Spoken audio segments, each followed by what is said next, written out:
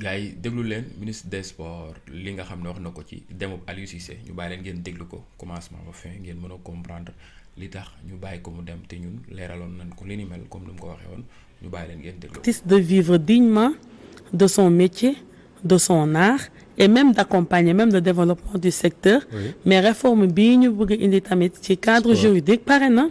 ñu ngi ko déposé assemblée nationale la ñuy xaar pour amaat ko. pour mun fa yóbbu loi bi. waaw mu assemblée nationale daal di koy mën a. foofu noonu daal di koy mën a voté. xam nga tey jii fii Sénégal doxagoo ba gis une mutuelle pour les sportifs en cours de carrière et en fin de carrière. te loolu ñun war nañ ci mën a indi quand même un encadrement. loolu amagu fi te xëy na loolu bu amee dina mën a quand même saafara problème yu bëri. doo dégg xëy na ku ñuy katal doo dégg ku liggéey dafa war a ànd ak xel bu dal. absolument alors li nga xam ne nag moom jërul xaar assemblée mooy la sélection nationale l'équipe nationale de football du Sénégal coow lu bëri topp na la ci nag yow parce que li contrat Aliou Cissé jeexee li ñu wax mooy yow ak fédération bi déggoowu leen ci et tout est-ce que tey fi ñu toll nii da nga jàpp ne Sénégal dañuy bàyyi la fédération sénégalaise de football mu tànn entraîneur bu ko neex wala le gouvernement d'Ousmane Sonko se dit il faut un sélectionneur local wala standing bi équipe nationale bu Sénégal am léegi il faut un sélectionneur d'une autre dimension xëy na pour yóbbu l'équipe nationale ci beneen étape lan moo ci seen position. Bon ñun nag man nag sama position mooy. Et puis j'en profite quand même avant ma ciy tontu ci laaj boobu.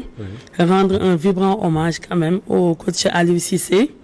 Le coach Aliou Cissé quand même man ba ma koy suivre du tey te am naa ci morom yu bëri ak ay samay samay naataango yu nekk ci gouvernement bi itamit yàgg nañ ko suivre.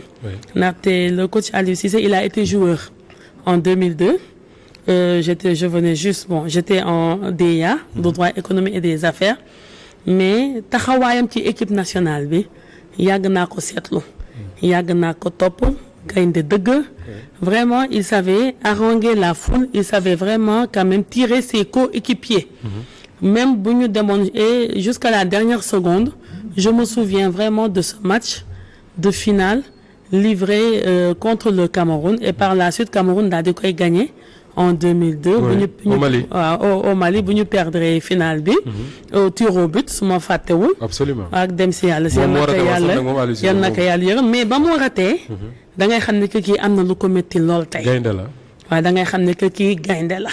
gaynde dëggantaan njaay la parce que gis naa ne que vraiment amoon na lu ko métti dëggantaan njaay. ñu demati ca coupe du monde. Mon coach aussi Aliou Cissé en tant que joueur. ñu gis tamit nekkoon capitaine bi ñu gis itamit dëggantaan njaay taxawaayam. et c'était historique pour la première fois Sénégal première participation mu daal di àgg ba quart de finale perdre match bi devant la Turquie. yàlla dogal moom mu ñëw en 2015 ñu teg équipe bi ci ay loxoom. ba nu muy indee coupe bi en 2022 une première aussi historique ici au Sénégal. léegi nag dafa am li nga xamante ne nag aussi Moustapha le sport ici au Sénégal est financé par l'État du Sénégal. Absolument. État moo ko financé de. Oui. État mooy financé infrastructure yi. État mooy financé les compétitions internationales yenn formation yi sax État moo koy financé bu État banqué ay loxoom xawma ay yoxoom comme ni ñu koy waxee ci wolof dara du dox. bu seetaanee. équipe nationale de football. muy équipe de basket beeg yu ci bëri état mooy financé pratiquement lu ci gën a métti. contrat bi jeex na. depuis fin août. avant muy jeex j'ai consulté quand même j'ai tenu des séances de travail avec le président de la fédération sénégalaise de football que je salue au passage. Très honnêtement parce que man quand même depuis bi ñu ma tegee ci kaw département ba léegi man c'est la concertation que je privilégie et l'inclusion. Bien vrai que les fédérations elles sont bénéficiaires d'une délégation délégataire de pouvoir. Oui, ils sont délégataires d'une mission de service public. Absolument. Fa état mënut a àgg état da leen ko dënk pour ñoom ñu mun fa àgg mun a wéyal liggéey bi mun ko doxal mais n'empêche toujours man je tiens quand même vraiment à me concerter avec les véritables acteurs. Et puis le contrat qui est expiré, il y avait des objectifs qui n'ont pas été atteints. particulières, notamment gagner la dernière Coupe d'Afrique des Nations et puis amener l'équipe en quart de finale à la Coupe du Monde. Ça n'a pas été atteint. Le contrat est expiré en fin août et il y a la possibilité quand même de rompre. Enfin, de ne pas donner son approbation. Non, de ne pas, non. On ne pouvait pas du tout quand même prolonger le contrat parce qu'il n'y avait pas une clause de tacite reconduction. Il n'y avait pas ça dans le contrat. Il n'y avait pas une clause de tacite reconduction. S'il y avait une clause de tacite reconduction, peut-être la fédération aurait eu la latitude daal di koy prolonger et puis informer juste la tutelle.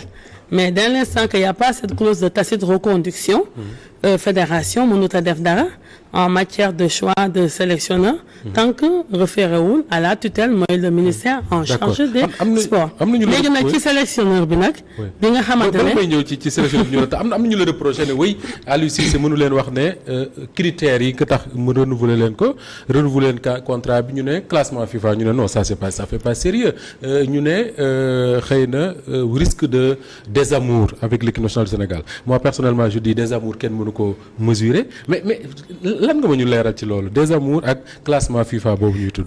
Sëñ Moustapha wax naa la sànq nee naa la y avait des objectifs fixés dans le contrat. yow loolu nga jàpp. Remporter la Coupe d'Afrique, la dernière Coupe d'Afrique des Nations. Oui. Amener l'équipe jusqu'en quart de finale du mondial. Ces objectifs-là n'ont pas été atteints. Et puis bon. Et les deux autres. Et puis bon. Beaucoup ci li nga évoqué. Et puis bon, c'est l'état du. Bon, yooyu tamit aussi. Entre autres aussi peut-être voilà. Et puis c'est l'État du Sénégal aussi qui finance le sport. Alors c'est état boobu di financer est-ce que dafay continuer bàyyi la fédération sénégalaise de football malgré xaalis bi muy gagné yëpp ci compétition yi mu tànn entraîneur di ko fay wala état bi danaan tànn leen entraîneur mais comme man may fay lii mooy sama choix. Bon, loolu nag quand même, j'ai aussi parlé, j'ai vraiment échangé avec le président de la Fédération sénégalaise de football. On a vraiment échangé et tout. Yaakaar naa ne que moom ñoom xam nañu quand même parce que ñoom ñoo gën a résultat. Football bu defee ay résultats positifs ñun ñëpp la suñu xol yi di féex. ñun ñëpp la suñu xol yi di neex. Et vraiment moi je leur fais confiance quand même xam naa ne peut-être que ça va pas tarder. Ils vont nous proposer celui qu'ils auront choisi. Pour confier ko les destinées de l'équipe parce que dañoo war a dem itamit ci ay yeneen tournoi de qualification. Mais est-ce que pare nga pour fay un entraîneur 50 millions wala 70 millions wala 30 millions comme Aliou Cissé. xam nga loo gis rek ay waxtaan la. D'accord waaw loolu buñ ca àggee dañuy xool rek. loo gis rek ay waxtaan la ak xool itamit gafa état bi itamit. la mu àttan ak la mu àttanut. xam nga yu ump la woon leen nekk priorité yu bëri na urgence yi itamit bëri na. ba pare ngeen boole ci nay ah déet nag sëñ Moustapha yàqute bi moo métti rek yàqute gi ñu fi fekk ak retard gi moo métti. mais le choix c'est quoi un entraîneur local wala ñu bàyyi Pape Thiaw mu continuer jusqu'à mu def CAN ba pare wala.